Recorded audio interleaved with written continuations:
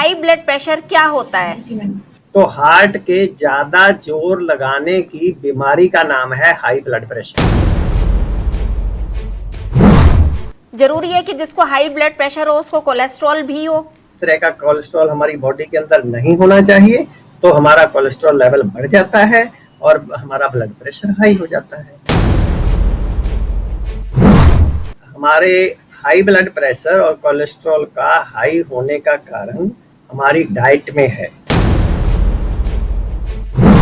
अगर हम अपने भोजन को सुधार लेंगे तो भी आपका ब्लड प्रेशर नॉर्मल हो जाएगा। नमस्कार, D5 चैनल हिंदी देख रहे दर्शकों का मैं वंदना स्वागत करती हूं। आज एक बार फिर हम जुड़े हुए हैं आचार्य मोहन गुप्ता जी से। आचार्य जी, आपका बहुत बहुत स्वागत है हमारे इस प्रोग्राम में। नमस्कार जी, धन्यवाद। आज हम बात करेंगे हाई ब्लड प्रेशर की। तो आप हमें सबसे पहले ये बताइए कि हाई ब्लड प्रेशर क्या होता है? हाई ब्लड प्रेशर एक बीमारी नहीं, अवस्था है। जैसे कि कोई व्यक्ति फ्लाइट पकड़ने के लिए एयरपोर्ट जा रहा है और रास्ते में जाम लग गया, तो अगर उस टाइम उसको ये पक्का पता चल गया कि फ्लाइट छूट जाएगी, मैं नहीं पकड़ पाऊंगा, अगर उस टाइम उसका ब्लड प्रेशर चेक किया जाए तो कैसा होगा? बढ़ जाएगा। हाँ जी, बढ़ जाएगा। अब एकदम से कुछ ऐसा हुआ कि जाम खुल गया। आज जाम खुलने के बाद वो जल्दी जल्दी एयरपोर्ट पे पहुंचा और रिक्वेस्ट करके कि उससे बाहर होके लोगों को बोल के जैसे तैसे मैनेज करके वो प्लेन में बैठ गया और एक गिलास पानी पी लिया। फिर उसके बाद उसका ब्लड प्रेशर चेक किया जाए तो कैसा होगा? Normal. Normal. It means high blood pressure is not a disease, it's stage of the body. एक अवस्था है बॉडी की कि उस समय हमारा ब्लड प्रेशर बढ़ा हुआ पाया गया। लेकिन जब हम हर समय ही सुबह से शाम तक 24 घंटे महीनों महीनों सालों तक कंटिन्यूसली स्ट्रेस में रहते हैं तो वो बीमारी का रूप बन जाती है। लेकिन ये है एक स्टेज ही, बीमारी नहीं। हाई ब्लड प्रेशर और कोलेस्ट्रॉल क्यों होता है? क्या कोलेस्ट्रॉल इसके साथ में होता है? जरूरी है कि जिसको हाई ब्लड प्रेशर हो उसको कोलेस्ट्रॉल भी हो? इसको बहन भाई कह सकते हैं। तो जो हाई ब्लड प्रेशर या कोलेस्ट्रॉल है, ये हाई क्यों होता है? क्या किसी बच्चे का, अगर 10-15 साल के बच्चे 150 हम इकट्ठे कर लें, उनका ब्लड प्रेशर देखें तो नॉर्मल होगा या बढ़ा हुआ होगा? मैं आपसे जानना चाहता हूँ। नॉर्मल होगा। नॉर्मल होगा। तो जैसे जैसे हमारी एज बढ़ती है तो ऐसा कहा जाता है कि ये बड़ी उम्र का रोग है। अब 40 की डिजीज है, ये उम्र बढ़ने के बाद इसका होता है। तो हम इसको नहीं मानते, ये बड़ी उम्र का रोग नहीं है। अगर बड़ी का है तो सबको होना चाहिए, ऐसा भी नहीं होता कि सभी को हो। तो जैसे जैसे हमारी एज बढ़ती है, हमारी ईटिंग हैबिट्स, खाने पीने की गलतियां हम करते जाते हैं। हमारी डाइट के अंदर 80% एल्केलाइन डाइट होनी चाहिए और 20% एसिडिक डाइट हो सकती है। मगर जैसे जैसे है उल्टा कि हमारी डाइट के अंदर 80% एसिडिक खाना है। अभी अगर आपसे मैं पूछने लग जाऊं कि आम लोग सुबह से लेकर शाम तक ब्रेकफास्ट लंच डिनर में क्या क्या लेते हैं, तो आप जो भी बोलेंगे उसमें 80% एसिडिक खाना होगा और 20% मुश्किल से शायद एल्केलाइन होगा। तो एसिडिक खाना खाने की वजह से हमारा ब्लड जो है वो कॉन्सेंट्रेट हो जाता है, थिक हो जाता है। अब अगर हमारे यहाँ जेट पंप लगा हो और जेट पंप का काम है टॉप फ्लोर तक पानी को पहुंचाना, अगर उस जेट पंप को हम प्योर वाटर दें और दूसरी तरफ हम मड्डी वाटर दें, गंदे नाले का पानी दें, तो कौन से पानी को ऊपर तक चढ़ाने के लिए जेट पंप को कम जोर लगाना पड़ेगा? बताइए मैडम। प्योर वाटर को। प्योर वाटर को आसानी से टॉप फ्लोर तक जेट पंप पहुंचा देगा, मगर गंदे नाले के पानी को नहीं पहुंचा पाएगा। ठीक ऐसे ही जैसे जैसे हमारा खून गाढ़ा होता चला जाता है, हमारा जो हार्ट है उसकी ड्यूटी है हमारे खून को पूरी बॉडी के अंदर सर्कुलेट करना। जैसे जैसे वो जो जेट पंप है, जो हार्ट है, उसकी ड्यूटी है पूरे ब्लड के पूरे बॉडी के अंदर ब्लड को सर्कुलेट करना। जैसे जैसे हमारा ब्लड थिक होता जाता है, गाढ़ा होता जाता है, उसका जोर ज्यादा लगता है। तो हार्ट के ज्यादा जोर लगाने की बीमारी का नाम है हाई ब्लड प्रेशर। अब जब हम डॉक्टर के पास जाते हैं, वहां पर हमें मेडिसिन दी जाती है, तो उस मेडिसिन के साथ खून पतला होता है या साफ होता है, मैं आपसे जानना चाहता हूँ। पतला होता है।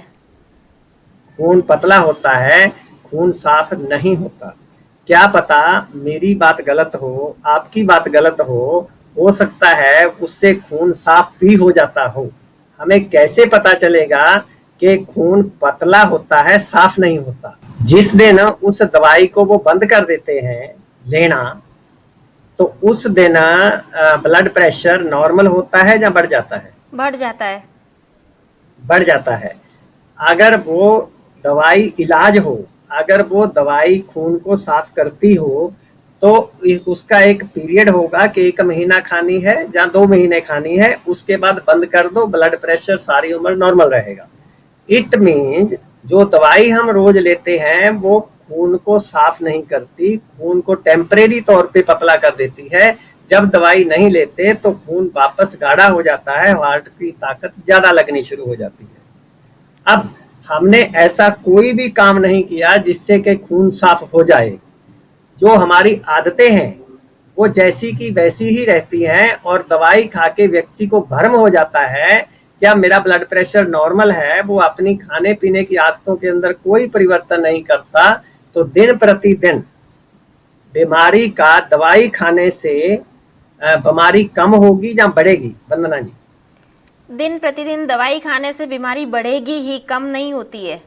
कुछ टाइम के लिए ज़रूर रिलीफ मिल जाता है, लेकिन एलोपैथिक मेडिसिन हमेशा बॉडी को सप्रेस करती हैं, तो बीमारी कहीं ना कहीं वो रह जाएगी, तो दूसरी और कोई बीमारी हो जाएगी। हाँ, हम इसको रैंडमली नहीं बोलेंगे कि एलोपैथिक मेडिसिन ऐसा करती हैं, हम इसको साइंटिफिकली देखेंगे। हो सकता है कोई किसी बीमारी में एलोपैथिक मेडिसिन फायदा भी करती हो। अब हमारा आज का सब्जेक्ट है हाई ब्लड प्रेशर और कोलेस्ट्रॉल। हाई ब्लड प्रेशर और कोलेस्ट्रॉल के मामले में हमने खून को साफ नहीं किया, अपनी जो जिस वजह से खून गाढ़ा हुआ था, गंदा हुआ था, उस वजह से को भी दूर नहीं करा, तो डे बाई डे हमारा खून और गंदा होता जाएगा। उसको साफ करने के लिए दवाई की जो डोज है वो जैसे जैसे उम्र बढ़ती जाएगी वो बढ़ती जाएगी या घटती जाएगी? बढ़ती जाएगी। बढ़ती जाएगी, ताकि हार्ट को ज्यादा जोर और ज्यादा जो जोर लगाना पड़ता है उसको और आराम मिल सके और खून को और पतला किया जा सके। तो इस तरीके से ये कोलेस्ट्रॉल का भी यही कारण है और ब्लड प्रेशर का भी यही कारण है। जब हमारी डाइट के अंदर एसिडिक खाना होता है और हाई कोलेस्ट्रॉल वाला खाना होता है, जो हमारी जिस तरह का कोलेस्ट्रॉल हमारी बॉडी के अंदर नहीं होना चाहिए, तो हमारा कोलेस्ट्रॉल लेवल बढ़ जाता है और हमारा ब्लड प्रेशर हाई हो जाता है। It's very simple. अब 2 बातें हमने जानी कि नंबर 1 स्ट्रेस होने से ब्लड प्रेशर हाई होता है, और नंबर 2 हमारी ईटिंग हैबिट्स, एसिडिक खाना खाने से ब्लड प्रेशर हाई होता है। हाई ब्लड प्रेशर और कोलेस्ट्रॉल को ठीक करने के लिए क्या करना चाहिए?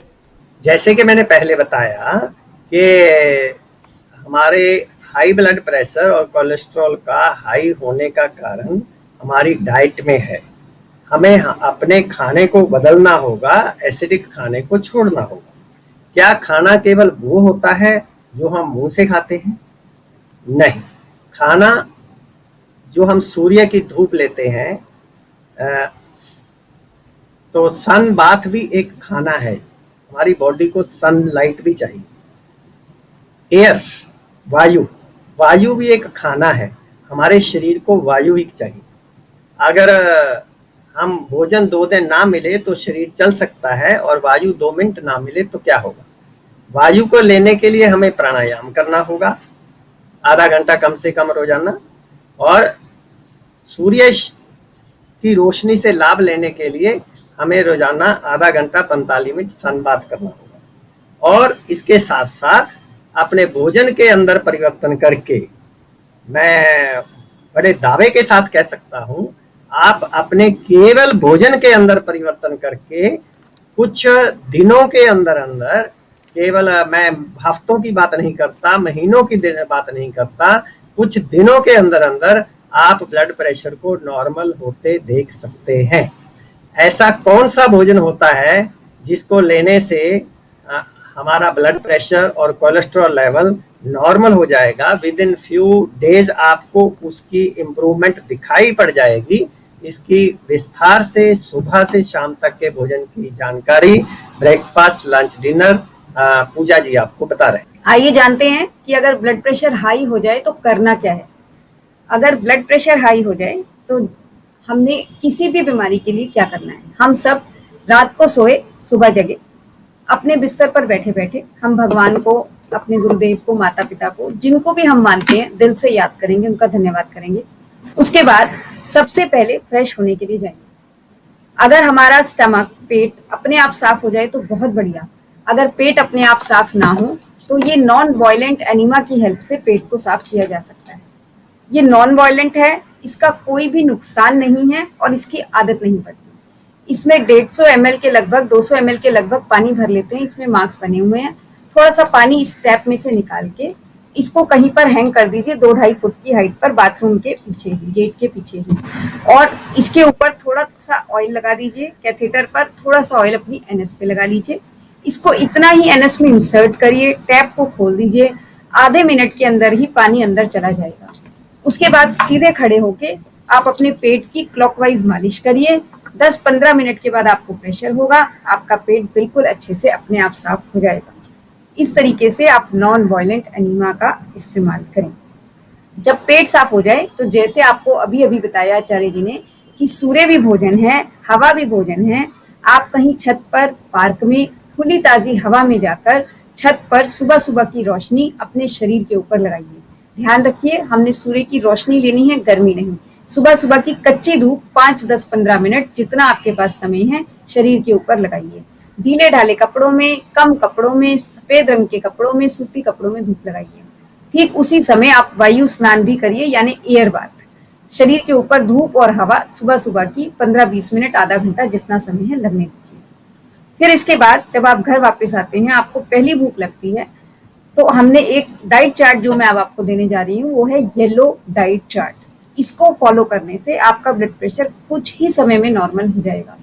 येलो, जब पहली भूख लगे तो आप ये सफेद पेठा जो मैं आपको दिखा रही हूँ, ये ऐसा दिखता है।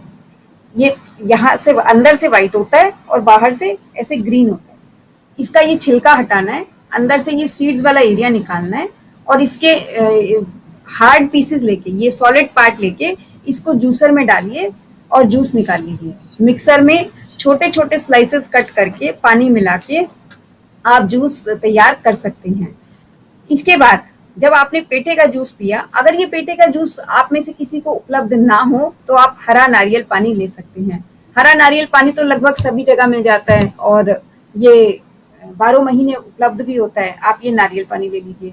बाई चांस ये भी अगर उपलब्ध ना हो या किसी को महंगा लगे तो आप मौसम की कच्ची सब्जियों के जूस, जैसे गर्मियों में घिए का जूस, खीरे का जूस, पालक टमाटर का जूस, सर्दियों में बथुआ टमाटर का जूस बहुत ही अच्छा है।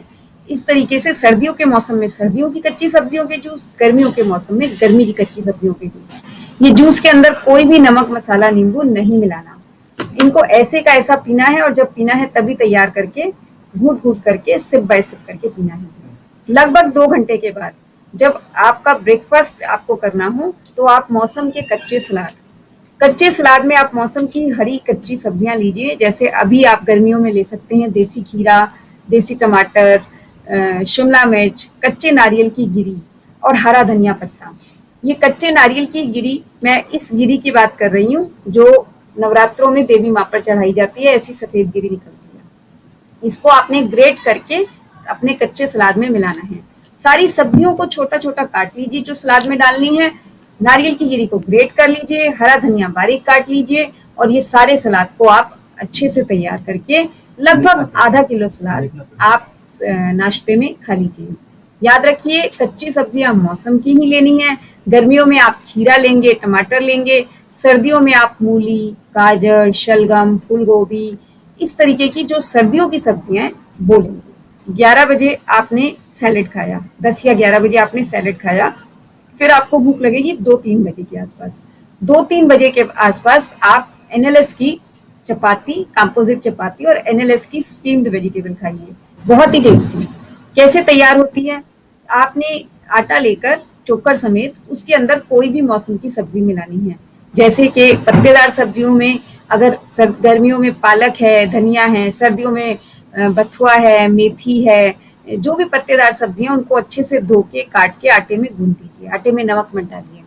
अगर पत्तेदार सब्जी ना हो तो आप मूली की रोटी, गाजर की रोटी, फूल गोभी की रोटी सर्दियों में, गर्मियों में घिये की रोटी, खीरे की रोटी, तोरी की रोटी, टिंडे की रोटी, मौसम के अनुसार कोई भी सब्जी लेके उसमें उसको कद्दूकस करके उसका आटा गूंद लीजिए और उसकी रोटी मिट्टी के तवे के ऊपर सेक कर बनाइए, बहुत बढ़िया रोटी बनती है। इसके साथ एनएलएस की स्टीम्ड वेजिटेबल, वो कैसे तैयार होती है? आपने कोई भी 1 या 2 तरह की मौसम की सब्जी लेकर उसको स्टीम कर लेना है। अगर स्टीमर है तो बहुत बढ़िया बात है, अगर स्टीमर नहीं है तो आप प्रेशर कुकर में 1 या 2 विसल में उसको बॉईल कर लीजिए और जब तक सब्जी बॉईल होती है हम उसकी ग्रेवी तैयार करेंगे। इसके लिए हम कुल 7 चीजें लेंगे। देसी टमाटर, कच्चे नारियल की गिरी, यही जो हमने सलाद में डाली थी और लगभग इतनी एक व्यक्ति के लिए, हरा धनिया पत्ता, कड़ी पत्ता, तवे के ऊपर भुना हुआ जीरा, सेंधा नमक और हरी मिर्च। ये सारी चीजों को मिक्सी में अच्छे से क्रश कर लीजिए।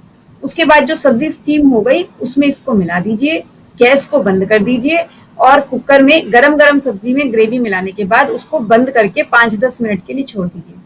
ग्रेवी में हमने जो भी चीजें मिलाई हैं वो सारी इसमें भाप में ही, स्टीम में ही पक जाएंगी। इस तरीके से आपने मौसम की सब्जी को, स्टीम्ड वेजिटेबल को तैयार करना है और रोटी सब्जी को खाना है। जब आपने मान लीजिए 2 बजे के आसपास रोटी सब्जी ली, फिर आपको अगर भूख लगे 5-6 बजे के आसपास तो आप कोई भी रसाहार जैसे पेठे का जूस, नारियल पानी, कच्ची सब्जियों के जूस या सब्जियों के सूप बिना नमक डाले तैयार कर लीजिए और वो आप ले सकते हैं। और रात को 7-8 बजे के आसपास डिनर में मौसम के फल ले सकते हैं। ये आपकी पूरे दिन की भोजन दिनचर्या है।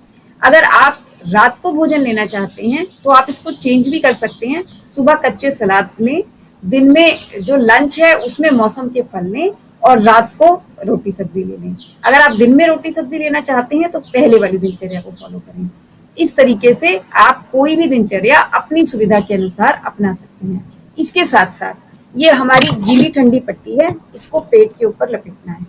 ये देखिए, ये 2.5 मीटर लंबा, 1 मीटर चौड़ा कॉटन कपड़ा है।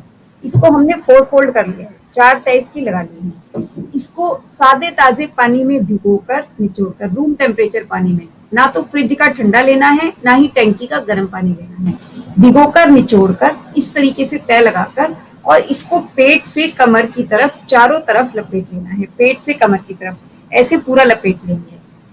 आधे घंटे के लिए लगा के इसको छोड़ देंगे। इसके साथ साथ आप एक पट्टी ये माथे पे लगा लीजिए, भिगोकर निचोड़कर। अच्छा है, ब्लड प्रेशर वाले अगर माथे पे हमेशा पट्टी लगाते हैं, पेट की पट्टी जब भी लगाते हैं, और ये एक छोटी पट्टी अगर गले में कोई समस्या हो तो इस तरीके से गले पे लगाई जा सकती है। इसको भी पानी में भिगो के निचोड़ के लगाना है। ध्यान रखिए, काम पानी ने ही करना है, पट्टियों के अंदर कोई भी जादू नहीं है। तो आपने इस तरीके से पट्टी लगानी है आधे घंटे के लिए। पट्टी को लगा के आप कोई भी काम कर सकते हैं, अपनी दिनचर्या का, अपने घर का काम कर सकते हैं और दूसरे कोई भी काम कर सकते हैं। पट्टी लगा के आपने केवल खाना और पीना कुछ नहीं है, उतनी देर आधे घंटे के लिए प्राणायाम नहीं करना और एनिमा नहीं लेना। बाकी आप दूसरे कोई भी काम कर लीजिए। इस तरीके से पट्टी लगाने से आपको हाई ब्लड प्रेशर में बहुत जल्दी फायदा होगा, बहुत फायदा होगा। आप अपने हेल्थ लेवल को दिनों दिन बढ़ा सकते हैं और अपने ब्लड प्रेशर और कोलेस्ट्रॉल में कुछ महीनों में नहीं बल्कि दिनों में ही इससे छुटकारा पा सकते हैं। आचार्य जी, अभी तक आपने भोजन सुधार करके ब्लड प्रेशर ठीक करने का तरीका बताया, परंतु आप कह रहे थे कि ब्लड प्रेशर तनाव की वजह से भी होता है। तो फिर जो तनाव की वजह से ब्लड प्रेशर होता है उसे कैसे ठीक किया जाएगा? देखिए, हम रोग को दूर नहीं करते, रोग के कारण को दूर करते हैं। तो सबसे पहले हमें तनाव के कारण को देखना होगा और उसको दूर करना होगा। उसके लिए बहुत कुछ उपलब्ध है, प्राणायाम करने से, मेडिटेशन करने से, तो और कुछ आध्यात्मिक स्पिरिचुअल क्रियाएं करने से हम तनाव को दूर कर सकते हैं। इसके साथ साथ हम अपनी रिलेशनशिप को लोगों के साथ ठीक करके तनाव को दूर कर सकते हैं, मगर ये सब चीजें करनी मुश्किल है। अब किसी की शादी नहीं हो रही, किसी का काम धंधा नहीं चल रहा और किसी को जॉब नहीं मिल रही, तो अलग अलग तरीके के लाइफ के चैलेंजेस हैं अलग अलग लोगों के साथ, तो उनका समाधान इतना आसान भी नहीं है। तो आसान रास्ता क्या है? आसान रास्ता क्या है कि हम अपने भोजन को सुधार लें। अगर हम अपने भोजन को सुधार लेंगे तो भी आपका ब्लड प्रेशर नॉर्मल हो जाएगा। ऐसा क्यों? क्योंकि हमारे शरीर के अंदर लॉ ऑफ पावर डिस्ट्रीब्यूशन का सिस्टम लागू होता है हमारे शरीर के ऊपर। हमारे शरीर की कुछ तनाव खर्च जो है वो तनाव का सामना करने पे खर्च हो रहा है, और कुछ तनाव हमारा गरिष्ठ जो भोजन, हम गलत भोजन खा रहे हैं, उसके ऊपर शरीर की शक्ति खर्च हो रही है। जब हम भोजन के ऊपर जो शक्ति खर्च हो रही है नाजायज, उसको बचा लेते हैं, अपनी ईटिंग हैबिट्स को ठीक कर लेते हैं, वो शक्ति तनाव का सामना करने में लग जाती है। तो हम दोनों तरीके से इसको हैंडल कर सकते हैं कि आप केवल भोजन में सुधार करके भी तनाव को आप दूर कर सके, बहुत अच्छी बात है और जल्दी फायदा हो जाएगा। लेकिन अगर आप भोजन को में केवल सुधार कर लें और प्राणायाम कर लें, उससे भी आपकी दवाइयां बंद हो जाएंगी और ब्लड प्रेशर नॉर्मल हो जाएगा।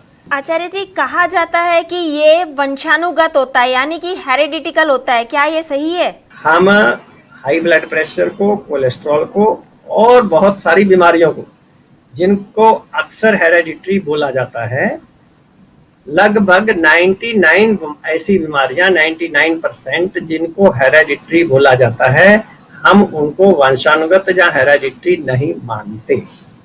हम ये कहना चाहते हैं कि disease are not hereditary, our kitchen is hereditary, our eating habits are hereditary। कौन सा आसन या प्राणायाम आप करने की सलाह देंगे दर्शकों को? देखिए, मॉर्निंग वॉक सबसे बढ़िया है। सिंपल योगासन जिनको करने से शरीर के साथ कोई जोर जबरदस्ती ना हो, वो सब करने चाहिए। सूक्ष्म क्रियाएं करनी चाहिए। शीर्षासन जिसमें सिर नीचे कर देते हैं, टांगे ऊपर, सर्वांग आसन, इस तरीके के आसन हाई ब्लड प्रेशर में नहीं करने चाहिए। और प्राणायाम जो है, सिंपल प्राणायाम, आप गहरी लंबी श्वास लीजिए। और हमारे गुरुदेव ब्रह्मलीन आचार्य शेषाद्री स्वामीनाथन जी ने अहिंसक प्राणायाम बताया, तो अहिंसक स्वामीनाथन प्राणायाम वो लगभग लोम विलोम की तरह ही है। उसमें सिर्फ इतना फर्क है कि हम पहले भी कहते हैं कि श्वास को बाहर रोकिए, बाहरी कुंभक लगाइए, और जब श्वास अंदर लेकर जाते हैं अंदर भी रोकिए। अदरवाइज तो नहीं। आधा पौना घंटे की मॉर्निंग वॉक, ब्रिस्क वॉक, जितनी तेजी से आप चल सके, दूसरे की नकल ना करें, बहुत बढ़िया। अंत में जाते जाते आप हमारे दर्शकों को क्या संदेश देना चाहेंगे? मैं अपने दर्शकों को ये संदेश देना चाहूंगा कि सबसे पहली बात, आप भी वंदना जी किसी भी बड़े हॉस्पिटल में जाके देखिए। जिनका डायलिसिस हो रहा है, किडनी फेल हो चुकी है, जो बाईपास सर्जरी करा रहे हैं, जो हार्ट की आर्टरीज के अंदर स्टंट डलवा रहे हैं, आप उन लोगों की केस हिस्ट्री लें।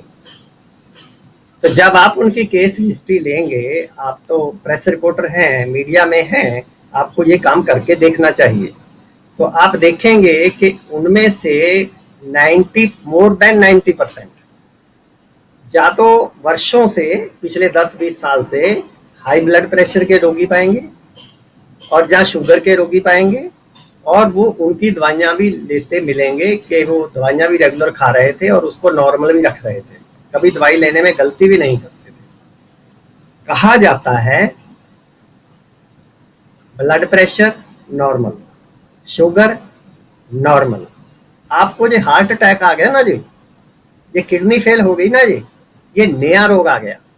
हम कहते हैं ये नया रोग नहीं है। वर्षों तक हाई ब्लड प्रेशर, शुगर को या और ऐसे रोगों को दवाइयां खा खा के अंदर दबाया, अपनी आदतों को नहीं सुधारा, भोजन में परिवर्तन नहीं किया, आपकी हाई ब्लड प्रेशर, शुगर का ये बिगड़ा हुआ रोग है, ये नया रोग नहीं है। लास्ट में मैं कहना चाहूंगा, हाई ब्लड प्रेशर होने के बाद कहा जाता है नमक मत खाओ, शुगर होने के बाद चीनी मत खाओ, हृदय रोग होने के बाद घी तेल मत खाओ, चमड़ी रोग होने के बाद साबुन मत लगाओ, कमर दर्द होने के बाद हार्ड बेड पे लेटो। हमारा और लोगों का जो ये सब कहते हैं कि ऐसा करो रोग होने के बाद, केवल इतना फर्क है, कोई लंबा चौड़ा फर्क नहीं है। हम ये कहना चाहते हैं कि ये सब कुछ पहले से क्यों नहीं। अगर दिवाला निकलने के बाद, बैंकरप्ट होने के बाद हम बचत करना शुरू करेंगे तो हमारी आर्थिक हालत क्या होगी। सेहत का जब दिवाला निकल जाता है, बैंकरप्ट हो जाते हैं, बीमारी लग जाती है, उसके बाद हम सेहत बचाना शुरू करते हैं। इसको पहले से बचाना शुरू करें। हम अपने फॉलोअर्स को और हम खुद भी ये सारे प्रिंसिपल्स को फॉलो करते हैं। हम पहले से ही इन चीजों को ग्रहण नहीं करते हैं। अगर करते हैं तो बहुत ही कम मात्रा में ग्रहण करते हैं और बहुत ही कम मात्रा में ग्रहण करने की सलाह देते हैं। आचार्य जी, आप हमसे जुड़े, आपका बहुत बहुत धन्यवाद। आपके माध्यम से मेरे गुरुदेव जी की विद्या लोगों तक पहुंचाने में हम सफल हो रहे हैं। आपका भी बहुत बहुत धन्यवाद। अगले एपिसोड में आपसे फिर मुलाकात होगी, तब तक के लिए नमस्कार।